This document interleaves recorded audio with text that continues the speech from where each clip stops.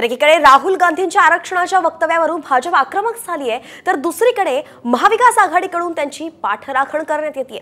राहुल गांधींनी 50% मर्यादा नको असं सांगितल्याचं पटोलेंनी म्हटलंय, तर राऊतांनी विरोधकांकडून तोडून फोडून वक्तव्य समोर आणल्याचं म्हटलं आहे। I think a minority. So 90% of India.